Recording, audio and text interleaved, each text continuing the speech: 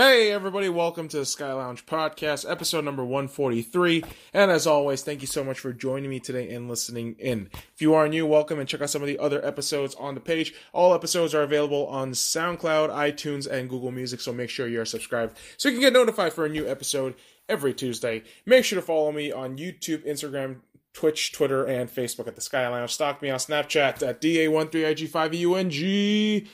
Let's get started. Jubilant Drooping Week. Big monthly adventure, first week of July. Smart me! Decided to spend the first week of July doing shit. Yeah, activities. So much room for activities in the schedule. Honestly, this was really poor planning on my part, and I'm surprised I didn't pass out from the fattiness and the exhaustion. And so, this week obviously started with July 1st, right? And July 1st was the day for Spider-Man. Far From Home, 4DX, midnight. Of course, MCU movie. I'm fucking in. I mean, people. Think about this. At this point with the MCU, you're either all in or you're not in at all. Okay? I have drank from the proverbial Kool-Aid, so I am all in at this point, right? And after watching Endgame for the 5th time in theater, not joking, 5th time on Saturday, I was ready to satiate my MCU emptiness. This was 4 months going empty on an MCU film. So I figured, man, it's going to be awesome. And you know what? It was awesome. I loved it. And we're going to be doing a review a bit later on the podcast here. But here's the thing. 4DX, I'm not so crazy about it. Especially when you're on a couple hours of sleep, needing to pee, and around midnight, no less. All those variables do not help when you are in the 4DX movie. Right? It's a fucking 2-hour movie. And it always depends on the movie, of course. But it's basically a theme park ride with tiny jizz sprinklers and wind farts in your face. For $25 fucking dollars.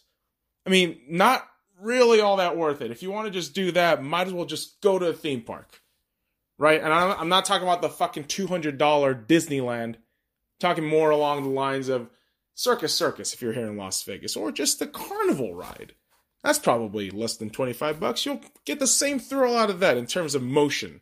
I mean, the movie's great, but the motion and all that crap, if you want that, just go to the park. That's all I'm saying. And as much as I enjoyed the movie, not so much the ride, I got home way too late knowing I had a full day of shit to do the next day. Because the very next day, it was a WNBA. Right? Chicago Sky versus the Las Vegas Aces. As dead tired as I was after watching Spider-Man, this game was such a blast. I'm not going to lie. I was on, 2 hours of sleep.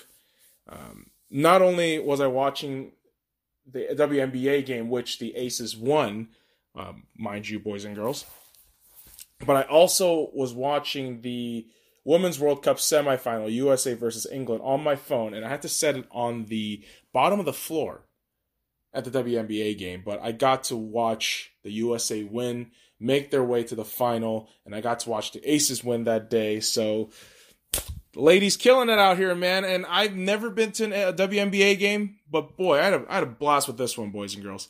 Shout out to MGM for having this team operate the way they do. Great energy, great atmosphere, and the product on the court is solid. Cannot complain about that. I would love to see some playoff basketball with the Aces. The atmosphere the crowd just generates on a regular season game, it was fucking awesome. So would love to see this team get to the playoffs. And I believe the talent is there. I mean, relative to the other, few other teams in the WNBA, I wouldn't know, but I like the cut of their jib, and they were so solid in that game. And hey, shout out to Kelsey Plum, the fucking beast of a guard who was handling the ball on both ends of the floor. She was fucking fantastic. So kudos to her. And of course, if you good folks remember, I had my umpteenth existential crisis on Tuesday afterwards and recorded an episode somehow. So that was released, last week. So we time traveled back to last week, and now we move forward with the flashbacks, right? In July 3rd, we went to a minor league baseball game, the Reno Aces versus the Las Vegas Aviators. Got my full rest in for the day, and I was ready to get my baseball in. It's Reno versus Las Vegas. It's the hatred that stems from my alma mater, UNLV, University of Nevada, Las Vegas, boys and girls. Thank you very much. UNLV hates UNR, University of Nevada, Reno, and that's a fact. Right? I also hate Reno because it's a shit city with not a whole lot of redeemable qualities. But that's another story for another time. But as much as I was ready for baseball action, the problem was I did not plan this well. Again, this tends to be the theme with my life and any of these stories in general. I didn't plan this all too well. That's how a lot of great stories start for me. And the thing was, I get to the parking lot, smoke a little bit, and grab a couple of drinks, right? Parked up the car already, everything's good. Had my tall boys, and I chucked 2 of those fucking things down in about 5 minutes. That was not a great idea, because I was kind of going on an empty stomach. I'm not gonna lie about that, boys and girls. Kind of on an empty stomach. And I figured, you know what, by the time I'll get to the ballpark, I'm going to sober up, get another beer, have a good time, watch the fucking game.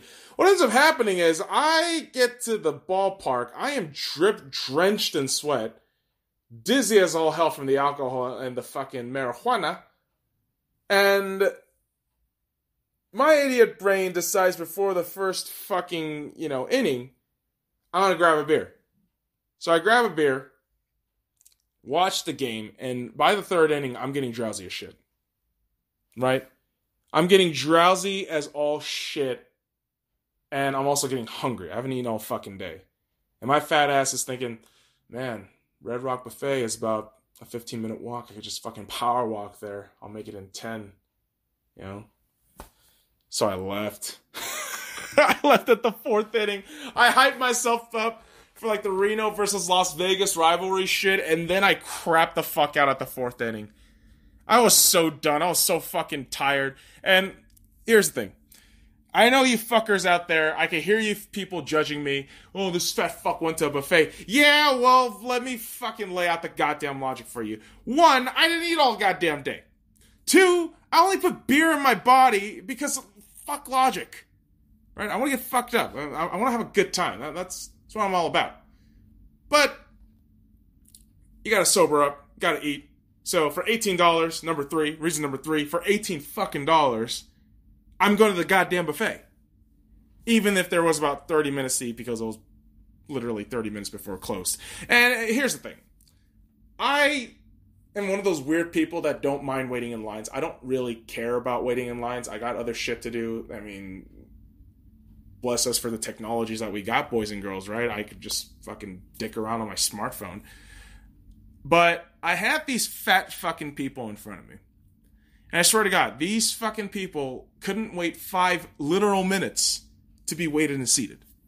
Are you fucking kidding me?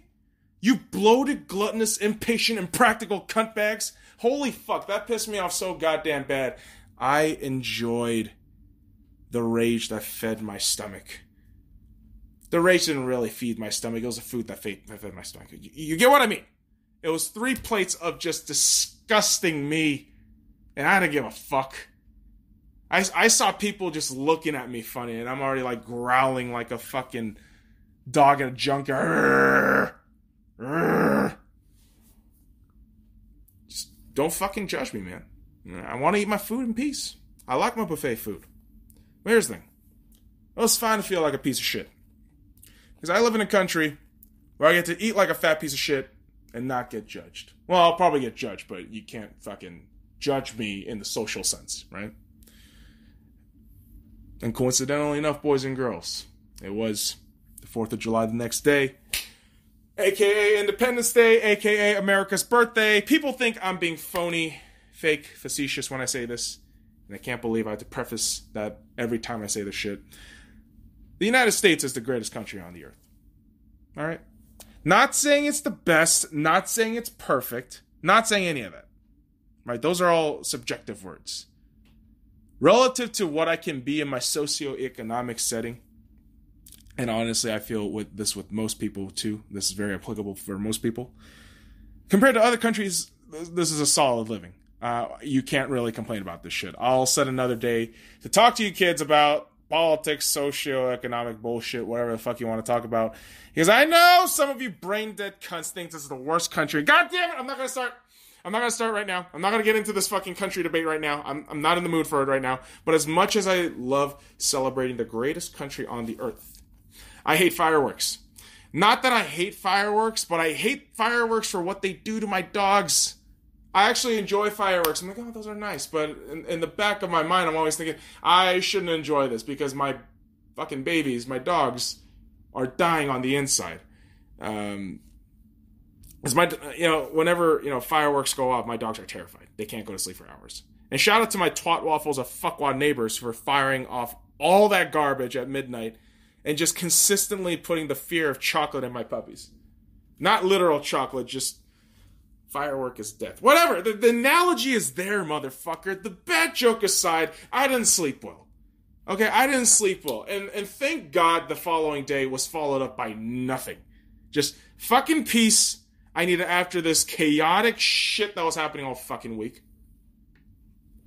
And sports ball didn't make it any fucking better, mind you. Which led me to Saturday, right? Saturday, a day of rest, a day of recreation. And it was a perfect day for an NBA Summer League day. All fucking day! 11 a.m. to 9 p.m. Seriously, ingesting basketball for 10 hours. And for real, I'm not complaining about it. Like, it sounded like I am, but I'm really not.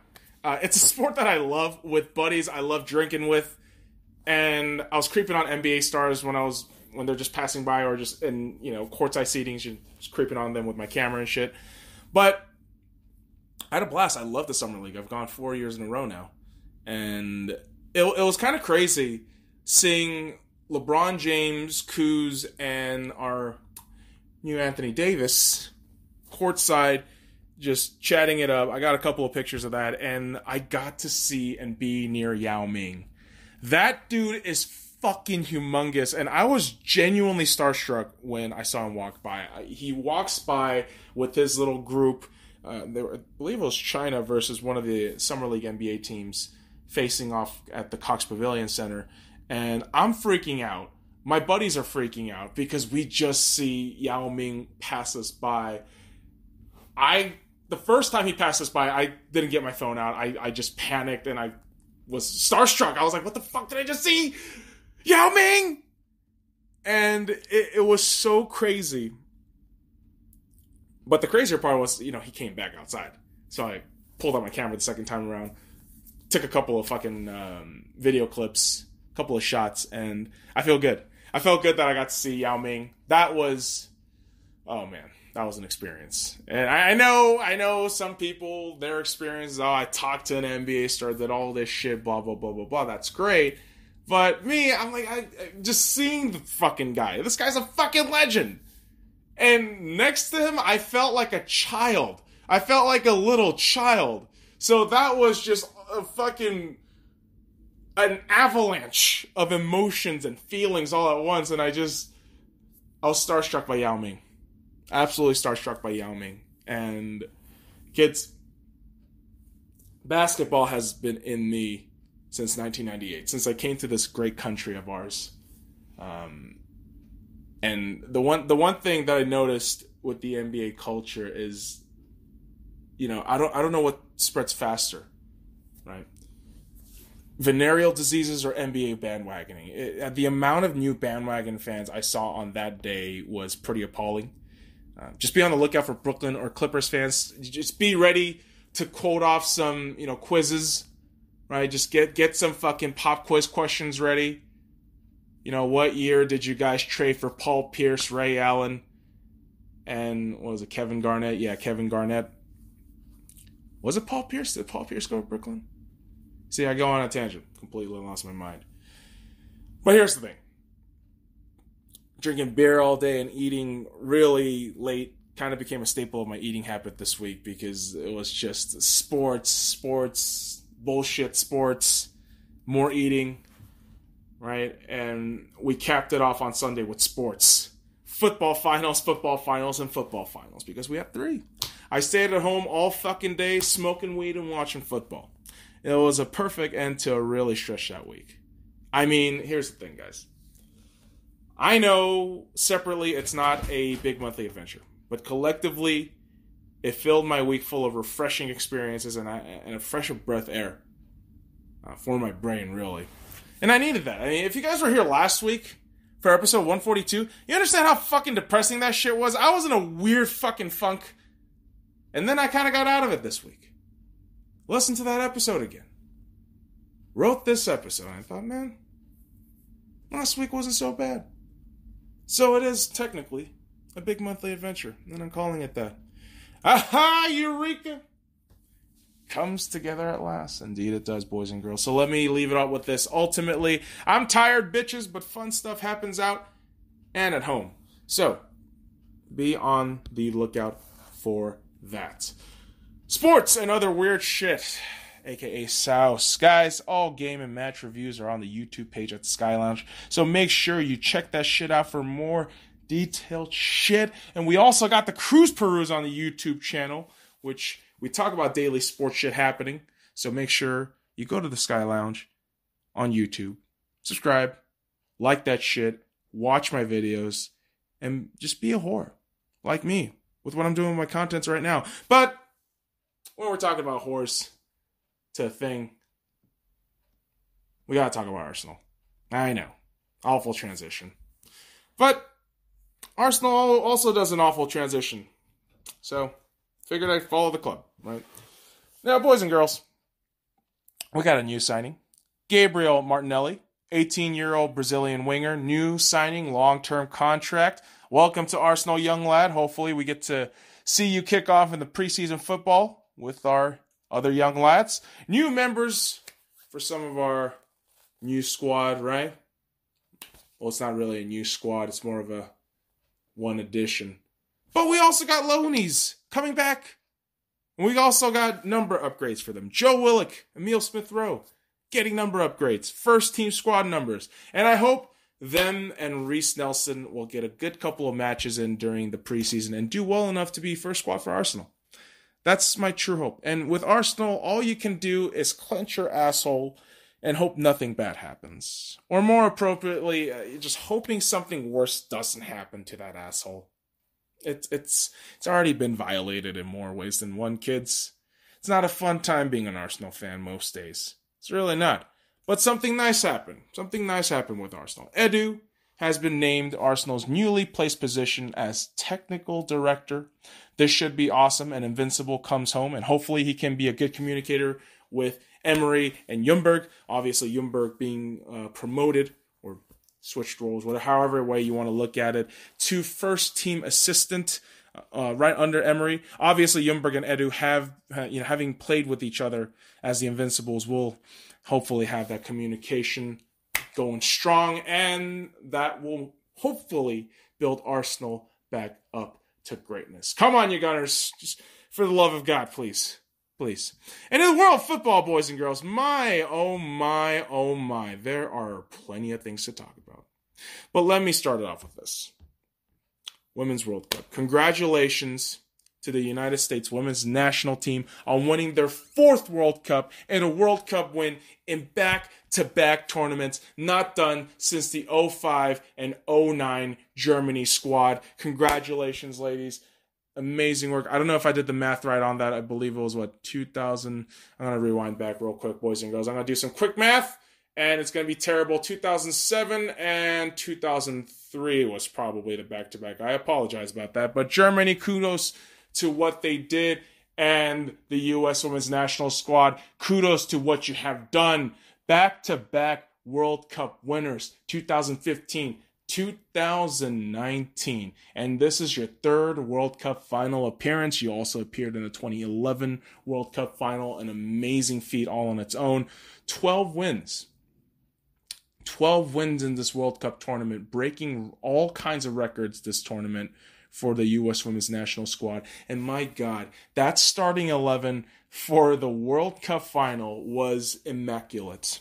Immaculate, a 2-0 win against the Netherlands. Absolutely spectacular. Rapinoe, Morgan, Lavelle, Heath, Ertz, Mewis, Dalkemper, O'Hara, Sauerbrunn, Dunn, Nair. It was just awesome.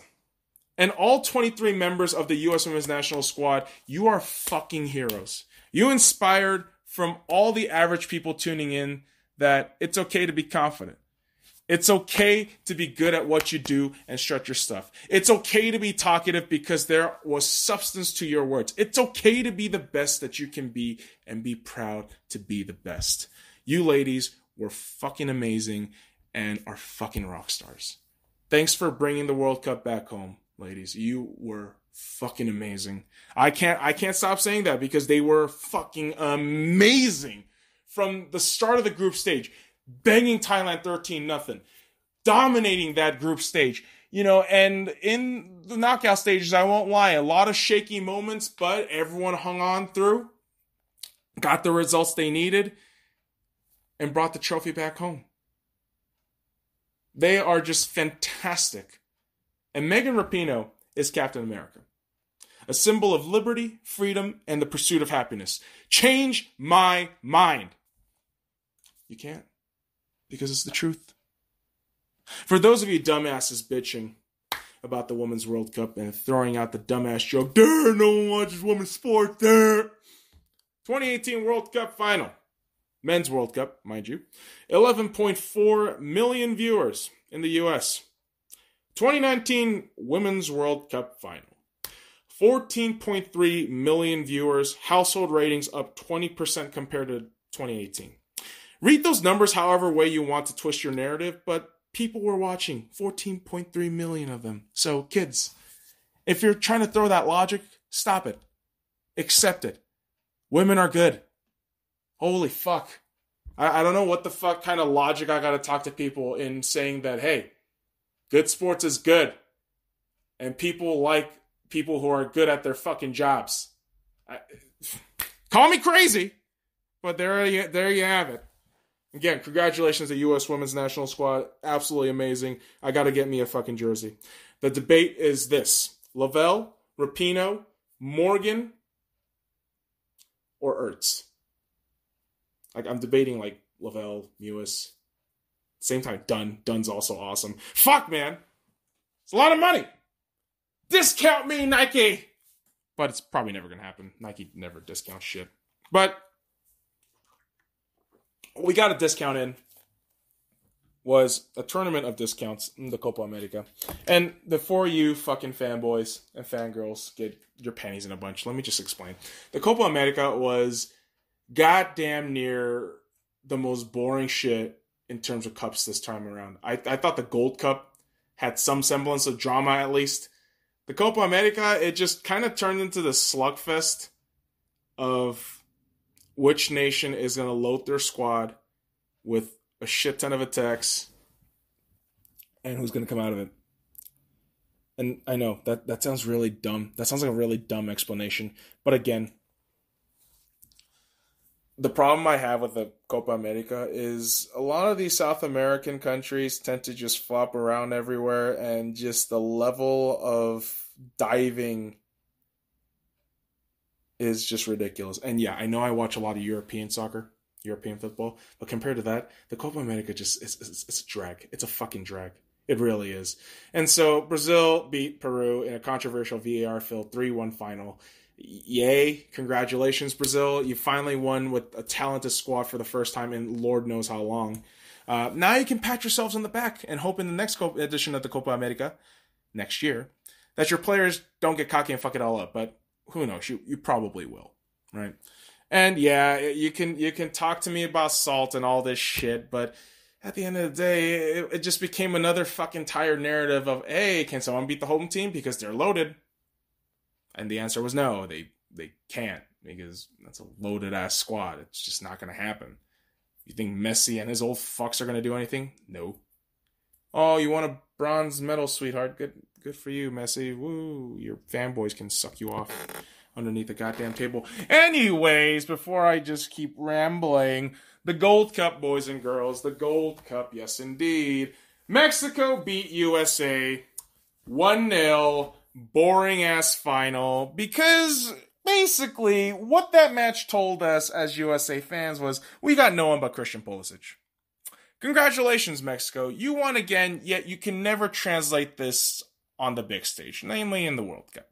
Keep shitting on the USA. Hope it makes you feel better when you feel inconsequential next to teams like England. So yeah, I'm full of salt today. I'm full of salt. I'm spreading that shit around because I have to talk about the U.S. men's national team. You know, after talking and hyping up the U.S. women's national team so much, the Copa America, I didn't really have a lot of emotional investments in any of the teams except Colombia. I wanted them to do well, but they got their dicks punched.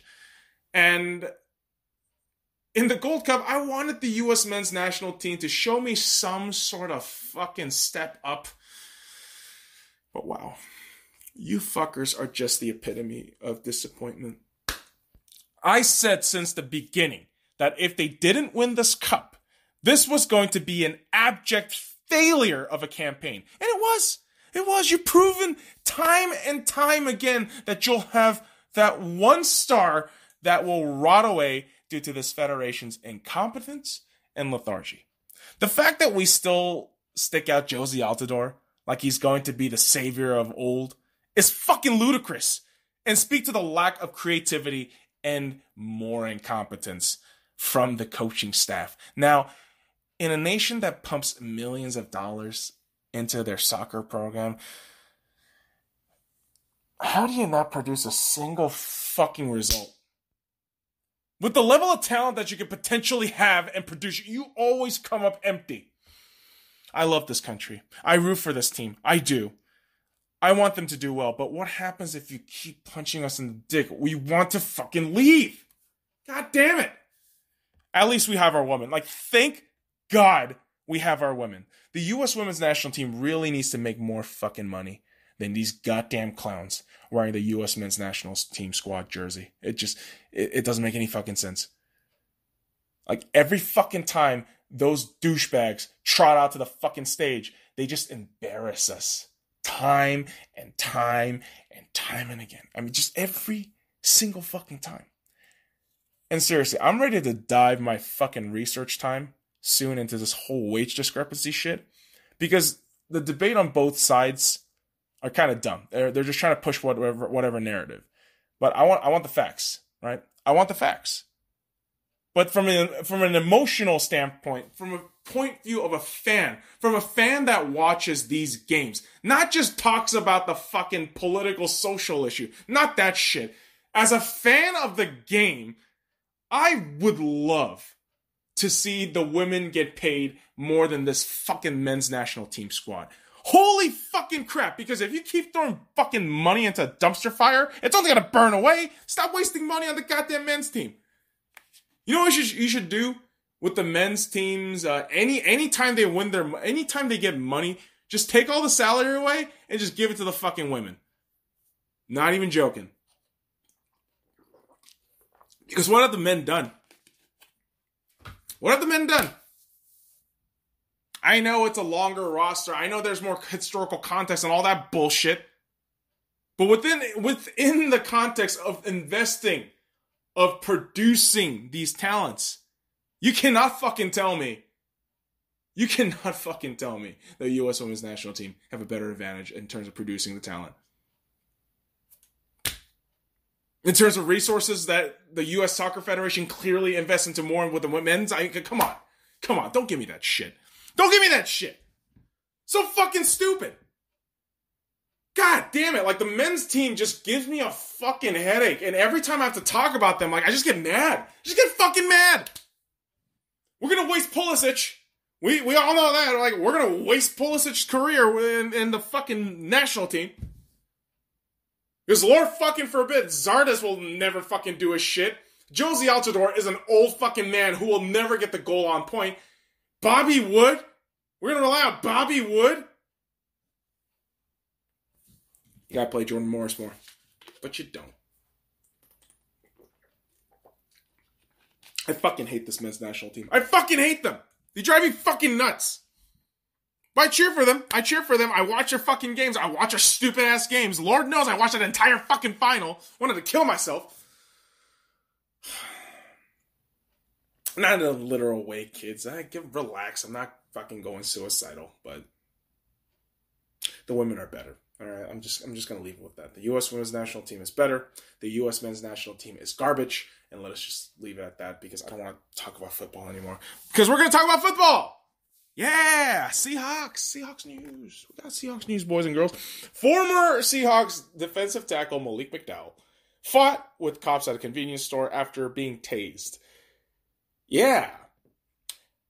You know, I'm noticing a good pattern of John and Pete releasing problem guys before they become huge problems. I mean, great timing, to be honest, but just eerily great timing. A little bit strange, right? Right after we kind of just released Malik McDowell, it just goes off the rail. I think Boykin was kind of the same issue. There were a lot of Seahawks fans just noticing this shit, right? I'm pretty sure they have to notice this. I can't be the only one.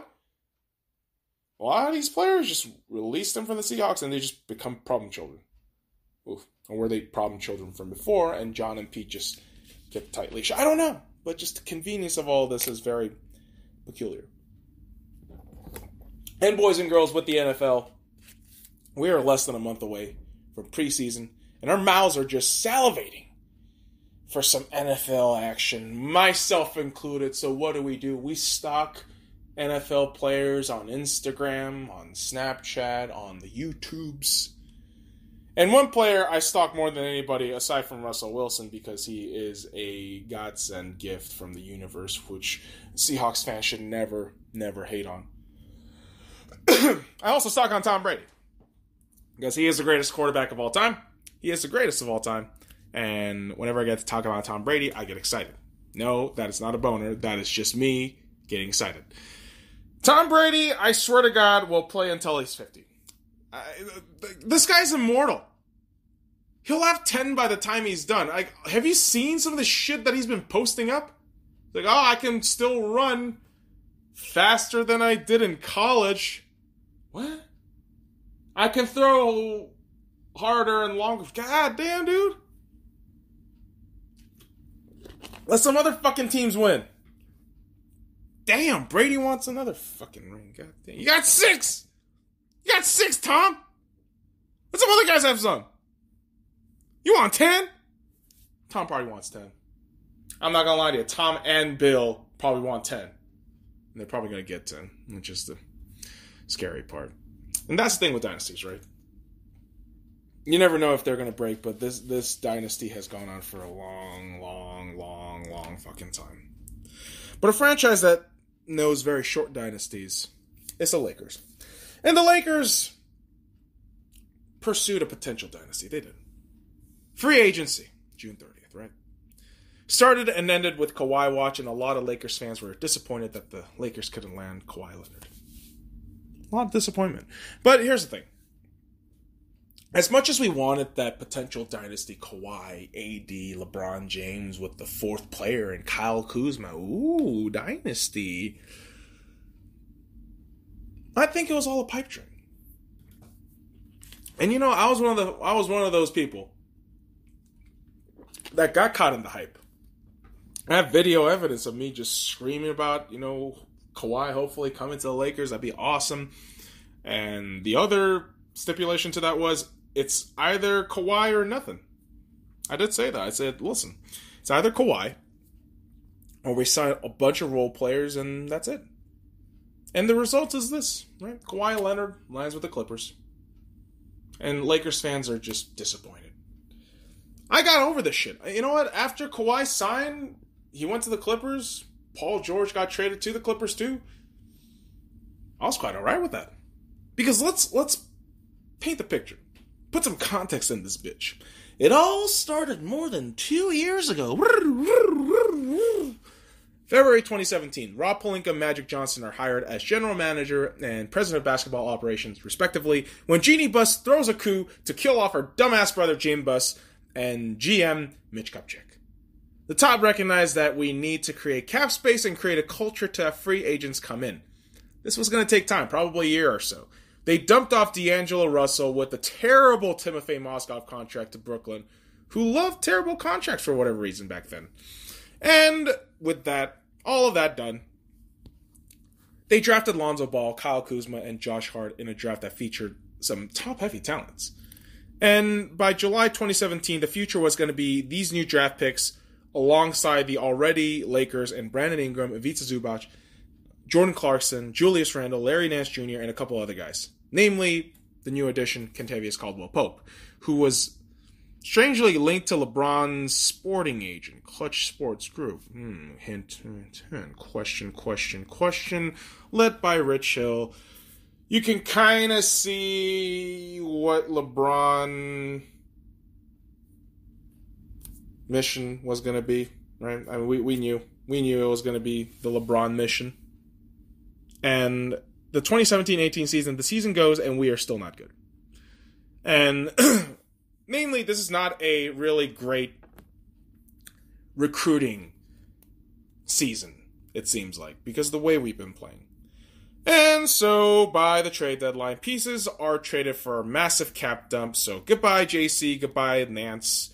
And Julius Randle is released sometime during free agency when suddenly LeBron James in July 2018 is a Los Angeles Laker. Free agents make up the meme squad of 2018. Lance Stevenson, Rajon Rondo, JaVale McGee, Michael Beasley. Jesus Christ. At least JaVale was alright. Okay, I can really complain about JaVale. And they drafted 2 guys, but eventually they will become completely irrelevant to the story, unfortunately, and it happens, right? And the hype was there. The meme squad, the young boys, and LeBron James were going to do it. But the 2018-19 season turned into a complete dud. We played 2 games better than last season and have been horrible for most of the season. And I recorded every single fucking match review for this season. And I remember this. In the middle of the season, the top and LeBron's team decide that they want to trade for a new Clutch Sport Group signing in Anthony Davis. Unfortunately, the stupidly blatant move becomes way too apparent, and the team really did implode mid-season.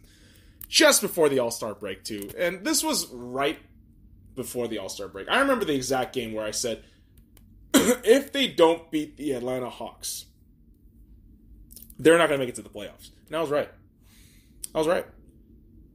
And with all this shit just crumbling down, Magic Johnson, by the near end of the season, being the parasitic, cantankerous, incompetent executive that he is, decides to just leave the organization and goes on national television on ESPN's First Take and air out all the dirty laundries of Lakers land. Naturally, this doesn't make LA look good at all. Top to bottom, it just looks really bad. June 2019. Kawhi Leonard leads the Toronto Raptors to their first championship in franchise history and the dynasty of the Golden State Warriors, who've really have chokeholded the NBA for the last 5 years, was destroyed. In the middle of all this was a trade that was happening to remold the Lakers in the Order's new image. LeBron James, Rich Paul, and Rob Pelinka, all with the blessings of Jeannie Buss, pulled the trigger, and they got it. Lonzo Ball, Brandon Ingram, Josh Hart, and a shit ton of draft picks were sent to the New Orleans Pelicans for Anthony Davis. Financial acrobatics are performed to create max cap space, $32 million plus, for a potential signing in quite possibly the biggest free agent available in the market, Kawhi Leonard. Yes, KD, Kyrie, Butler, and others were available, but most had their minds made up pretty much, it seemed like, more than months ago. Where Kawhi, it was a real debate of, you can go to LA, there's 2 teams. You could also go to Toronto, which by this point, near end of January, it looked like he wasn't going to go back to Toronto. There's a strong sentiment of he wanted to go back to Los Angeles. And because of all the rumors and minglings, lots of talks, the media buzz was like a plague. It's fucking everywhere. Kawhi's linked to every fucking team, and now it's just narrowed down to Lakers, Clippers, and Raptors. They all had meetings. Yes. Non-stop. Just non-stop shit going around. And no one really knew. The reality was no one really knew. All speculations and guesses. And by July 2019, Saturday, July 6th, was it? It was all over. Kawhi decides to go to the Clippers. And the Clippers also get Paul George in the trade. But the thing was, Anthony Davis on that day became an official Los Angeles Lakers. The dominoes started falling all over in free agency, and it was just a glorious fire after the fall of a dynasty. After a fall of an empire, really. And now, kids, with all that laid out, I think the Lakers being the losers narrative is a bit silly. I really do think that. Yes, there was at one point a viable opportunity for Kawhi Leonard to come to the Lakers, but when you take all the variables into consideration, everything I've just laid out in front of you, every single fucking thing I just laid out in front of you guys, we weren't really the best candidate. This is a lot of shoulda, coulda, woulda, hindsight 2020 shit, but it really is. I think, the Clippers were already a made-up destination for Kawhi. Right? And I've said this multiple times. Kudos to the Clippers and the thug Jerry West for pulling off the biggest move in signing Kawhi Leonard and trading for Paul George to have the media buzzing. Congrats. That's good for you.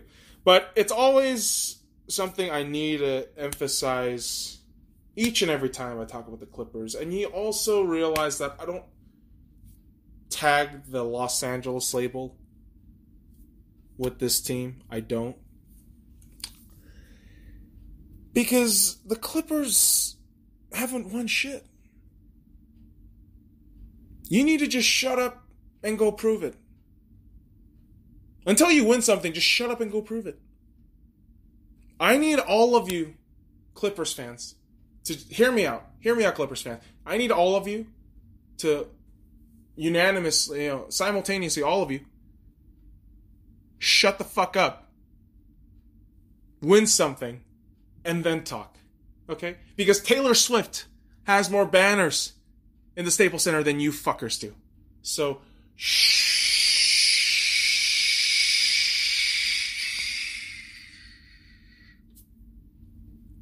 thanks, Clippers. You're still basement dwellers. Now, the Lakers come out of this free agency with a relatively new roster. Brained, spanking new, mate. It's nice. Yeah, it's alright. It's alright. The Lakers roster as of July 9th, as of this recording, boys and girls, LeBron James, Anthony Davis, Kyle Kuzma, Danny Green, DeMarcus Cousins, JaVale McGee, Rajon Rondo, Alex Caruso, Troy Daniels, Jared Dudley, Quinn Cook, Kentavious Caldwell-Pope, and Avery Bradley. 13-man roster. I know all you bratty motherfuckers are bitching and complaining, but this is a pretty good squad, right? Stop asking for the world. Okay, Lakers fans, stop asking for the world. We weren't going to get Kawhi, except that move on. This is our squad now. This is going to be our squad, and we just have to hope that all these early acquisitions mean that the boys can get together early, play a little bit, get the chemistry nice and early, and all I ask is 42 wins. Please, for the love of Basketball Jones, just give me 42 wins. Please. Is that asking much? Probably is. But I want 42 wins. Just be above 500. Just be above 500. I'm not asking much. Just be above 500. I miss the days of 500 Lakers basketball.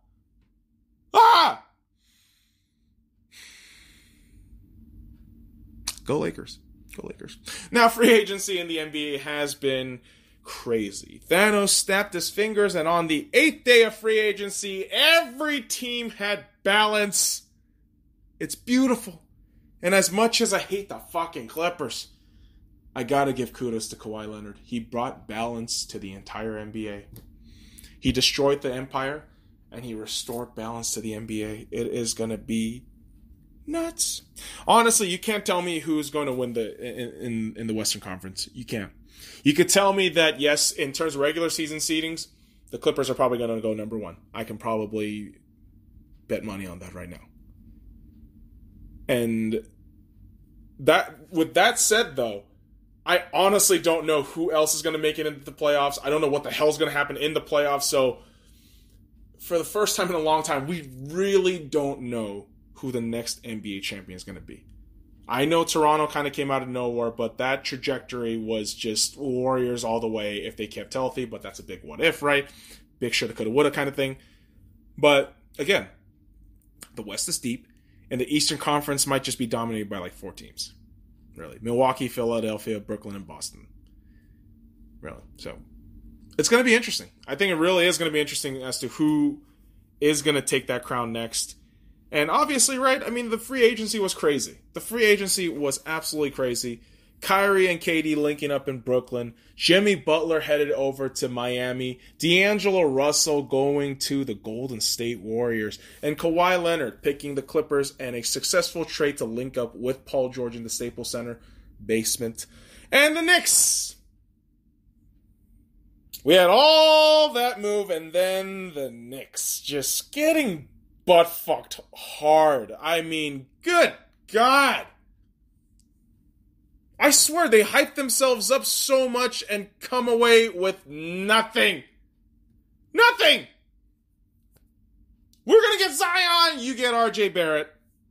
We're going to get Kyrie and KD, you got Julius Randle and Bobby Portis. Other free agents will sign with New York. Yeah! Morris, Payton, Gibson, Ellington, and Bullock. Oh my fucking God.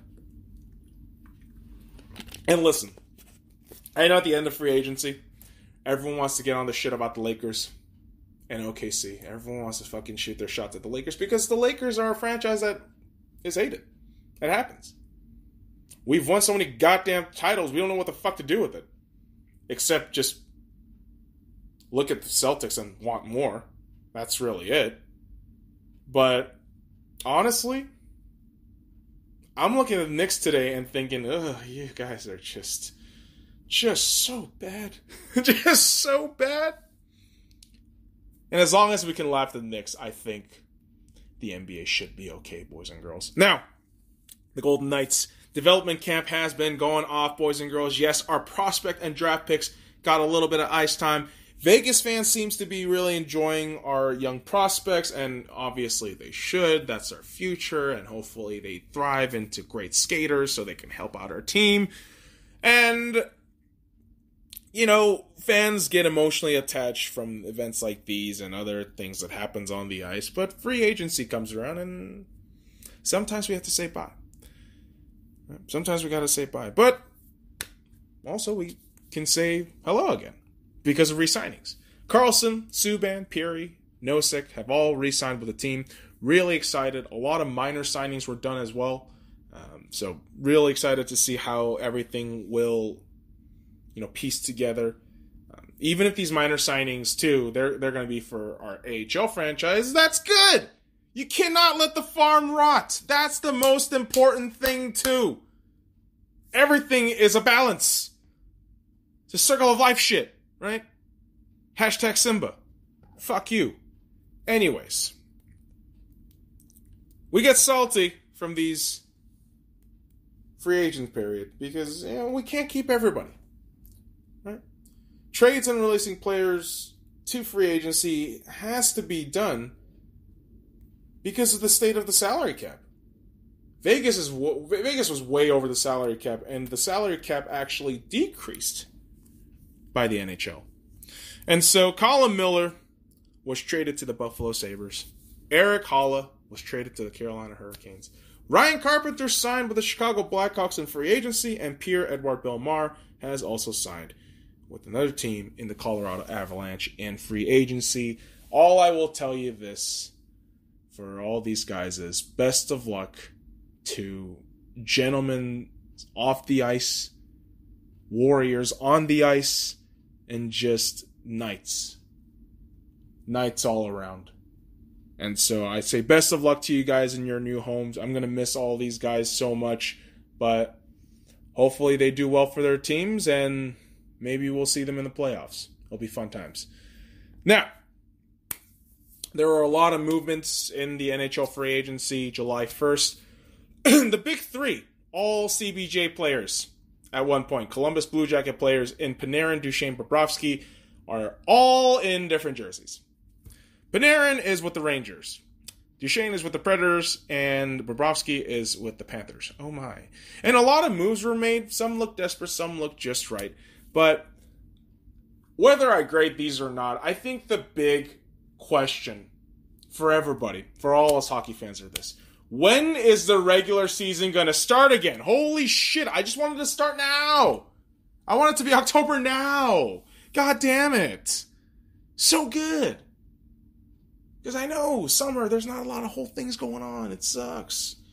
But guess what, boys and girls? I would say that if I didn't get nerded up by baseball in recent times. And I'm not an expert. I don't know how to read the numbers.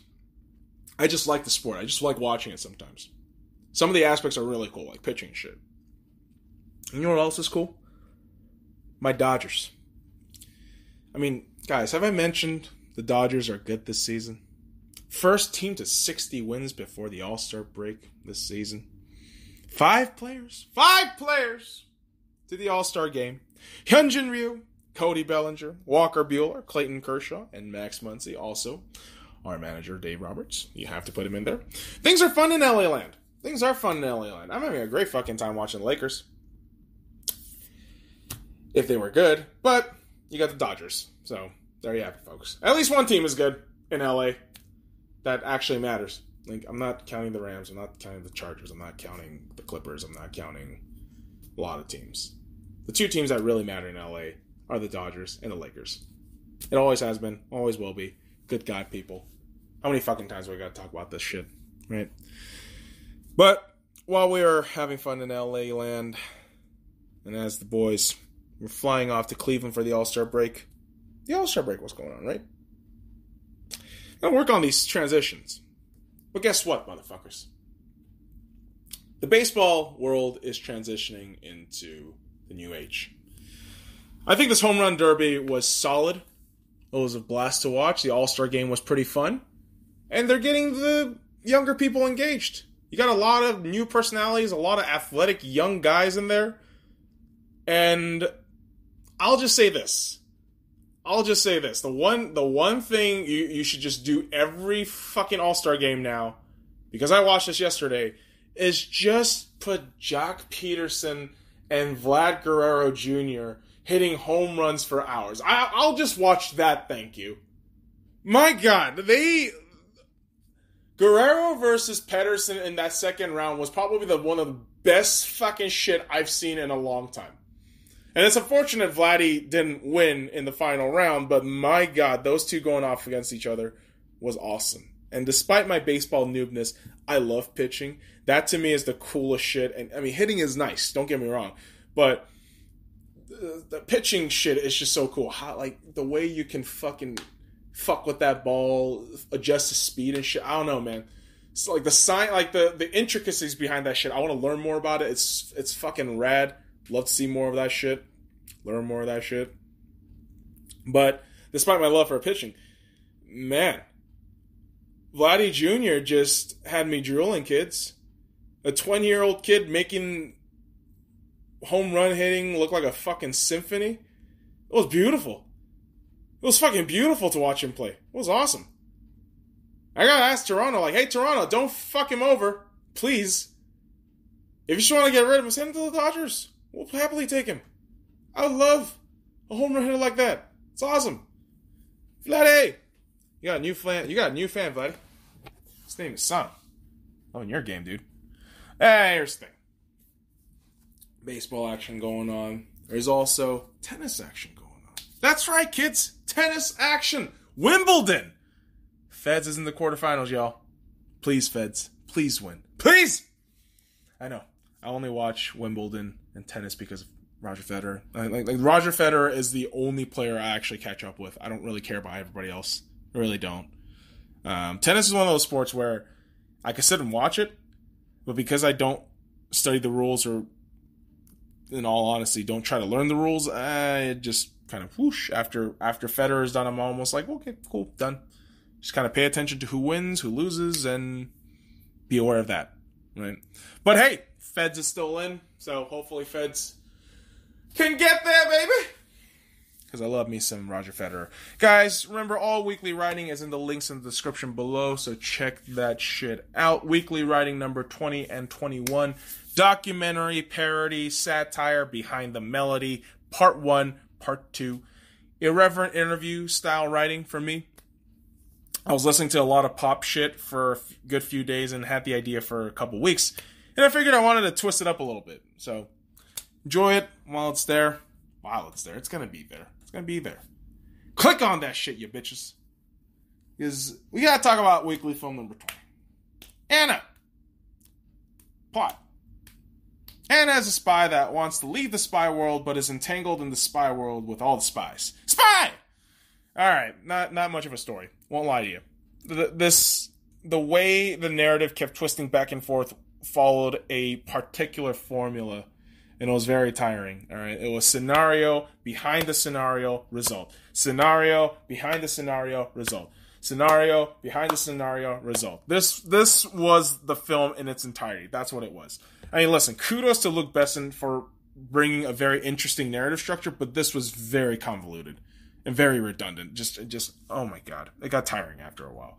But with the characters, I couldn't complain too much. I mean, I really did like the Anna character played by Sasha Luce. She's a fun character to watch. And of course, it does help that she's a gorgeous, beautiful fucking supermodel. But like, she as an actor owns that sexy, powerful role. And despite the limitations of being a supermodel, we've seen supermodels try to act, but this woman can act. So I was pretty impressed. I was like, wow, I'm actually invested into her character. She seems pretty cool and awesome. You had other characters like Luke Evans, Cillian Murphy, and Helen Mirren, and they're good, but in terms of serving the purpose of the story, it's kind of like, especially like Luke Evans and Cillian Murphy. They're like kind of like red herrings. Like, they don't really fucking matter. Like Helen Mirren, though. Her ridiculous Russian accent and her involvement in the story, I actually liked her. At the same time, like, ugh. So, take that for what you will, kids.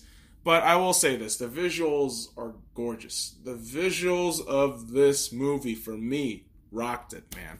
One thing Luc Besson knows is how to bring visual style and flair. And boy, oh boy, it's pretty to look at. It really is. Shout out to Thierry Arbogast for delivering on the cinematography. Music provided by Eric Sierra, responsible for a serviceable composition and is accompanied by an array of pop songs from the decade. Not shabby. Really can't complain about it. But let me get to the nitpicking and the miscellaneous shit right here. Nitpicking here, the technology and the time frame of the 90s did not match at all. No fucking way a portable laptop with functioning front-facing video camera with pluggable USB ports were a thing in 1995. There's no fucking way. Alright? If somebody can prove me wrong, like, please do so. Then I'll be like, oh, okay, cool, that's just a nitpick. I'll just put some points back on for this movie. But for me, this movie on a good day is a 5.5. But just really, it's a 5. 5.0. Anna is a pretty looking spy thriller that banks on the genre's tropes more than trying to do something new. So it's not terrible. If you can watch it for free, great. If you spend money on it, you're probably going to have strong opinions one way or the other, but I didn't mind it. It was kind of a numb spy thriller relaxer where I could say, okay, cool, like, man, that's pretty nice. I'm going to follow her on social media. It's just going to be nice. So, with all that said, this next film I was so hyped up for. You have no idea when I say that. I was so amped up for Spider-Man Far From Home, weekly film number 21, because I waited so long after Endgame. 4 months, I know. First world problems, but I waited. And it delivered. Spoilers for you lazy cocksuckers who seriously haven't watched one of the best summer blockbusters out right now. With spoilers. Plot. Following the events of Endgame, Peter Parker goes on a field trip that goes awry when monsters attack. Fun premise, and John Watts just brings you right into a post-Endgame MCU world. And this is just good writing. You don't have to really exposit too much, but some of the visual cues and some of the shit that goes on, like, that's good directing, in my opinion. And very different and a lot of potential for creative storytelling for beyond this movie, yes. And of course, beyond Endgame, because it sets the premise for a lot of potential plot lines. But what makes this movie so great is our new Spider-Man. And when we talk about the characters, we have to talk about Tom Holland as Peter Parker. This is just perfection. I want to just talk about a little bit on Peter Parker in live action movies, right? We've had Tobey Maguire, Andrew Garfield, and now Peter Parker. I know there might be some old live action stuff, and I know some people might count the cartoons, but I'm talking strictly within the last 20 years. We've had 3 live action Spider-Man movies, right? And, well, not movies, 3 Spider-Man actors. I apologize. 3 main Spider-Man actors. And we have our opinions on them. I think, to me, I'm not going to rank them, but without even ranking them, like, I already know, like, Tom Holland is the best one. The way he acts on any fucking scenario, it's unbelievable.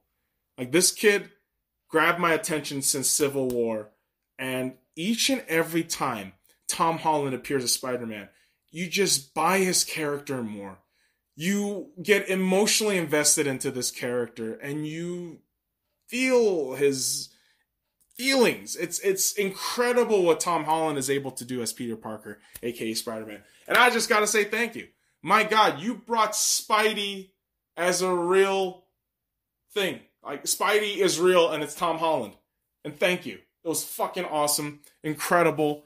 I'm running out of words. I love Tom Holland. You have no idea. I fucking love Tom Holland. I adore that dude. He's fucking awesome. And I cannot wait to see more of Tom Holland's Peter Parker Spider-Man. It's going to be so good. Now, Jake Gyllenhaal as Quentin Beck, a.k.a. Mysterio. Another great addition to the MCU, although he is a one-off villain. But then again, I mean, he is a one-off villain, but the way he creates all the collateral damage at the end of the story can affect the entirety of the MCU and Spider-Man moving forward. So he might be the best one-off villain in the story sense, but we'll see how the other movies capitalize off of this little story piece there when... Spoiler alert! I'm going to say spoiler alert because you fuckers probably didn't watch this goddamn movie, but yeah, Mysterio dies at the end. Then he blackmails Spider-Man. In the end credits, you realize that J. Jonah Jameson is there, reporting for the Daily Bugle that Spider-Man killed Mysterio, and he has revealed his identity as Peter Parker! Holy shit! It was so fucking good. That reveal was so fucking good! It made the theater just gasp and just silence afterwards. It was so good. So, spoilers! Just like I can't believe so many people haven't fucking watched it.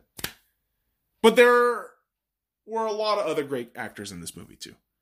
Gotta talk about Samuel L. Jackson, how good he was. Zendaya, Jacob Batalon, Jon Favreau, Marissa Tomei. They all reprise their roles and do a pretty damn fun job at it. And as for the visuals, holy fuck, dude. Technology plus comic book materials, yes. Every time, do it. Yes. Except if it's just bad writing. Remember that, kids. Just writing's always important. The technology is always going to be there, but the writing is key. Writing is key. And for me, the music also did great.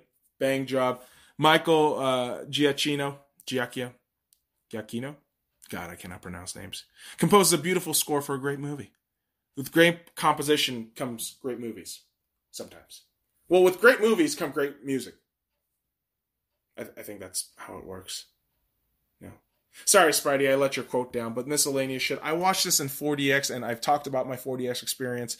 I want to actually rewatch this on a regular screen because I don't want my asshole clenched in a weird way. That's fucking annoying as shit. But if I have to review this movie, boys and girls, I'm going to give it a solid 8.5 out of 10. Although not as amazing as the original, Far From Home delivers a fantastic follow-up to Endgame and serves as a segue to many great stories in future Spider-Man MCU films. So make sure you watch Spider-Man Far From Home, boys and girls. It is so fucking awesome, so fucking good. I gotta watch it again. Holy shit. I gotta talk about Album of the Week, number 20, boys and girls. Let's Rock, the Black Keys. fun titty bit. Honestly, I had Marshmallow's new album lined up for a review, but literally 15 seconds into listening to that album, I turned it off. I said, I gotta listen to something else. And lo and behold, the Black Keys. And I liked, as my favorite track, Tell Me Lies. Soothing, rhythmic, and just something about the way everything comes together is just great in this track. It really is. And my Met track is Go. Little choppy and just meh. This might be the only Met track in there for me, honestly. And my thought chorus on this album is the Black Keys reel you in with a grungy but soothing brand of music that shoots you in your brain like the good shit. Definitely worth a listen. Album of the week, number 21. My God, Late Night Feelings, Mark Ronson. As much as I heaped praise on the first album here on album number 20, motherfucker. Jesus fucking Christ. This album from Mark Ronson, my favorite track is Knock Knock Knock. Chill, not excessive, unlike almost every other song on this album. Met track, Truth. Seriously, it's a little bit too extra. I don't know how else to explain it. I don't know, the way I should explain it. But this album was a bit much. The sound was just unattractive, to say the least, and I just did not care for it. And inexplicably, in my thought chorus, I just cringe at this album, and it was just hard to get through. It really was. And boys and girls, I want to leave you off with this. Writer's block, right? Goddamn writer's block. It happens. And I don't like labeling it as writer's block because it presumes and assumes that you have this fucking dumbass ego into thinking that you're going to get shit done in no time. No. Shit comes out of surprise, man. But I'll tell you this one thing right now. I'm actually surprised that I got through this episode without another existential crisis. So, small blessings, kids. Small blessings, because next week on the SoundCloud, the hot summer of July has fucking begun, boys and girls, because we lived through that first week of July anyways, and I am melting. Lord, I'm melting! But folks, thank you so much for joining me this week. Make sure you are subscribed on SoundCloud, iTunes, and Google Music for a new episode every Tuesday. Make sure to follow me on YouTube, Instagram, Twitch, Twitter, and Facebook at The SkyLounge. Stalk me on Snapchat at DA13IG5UNG. Now fuck off.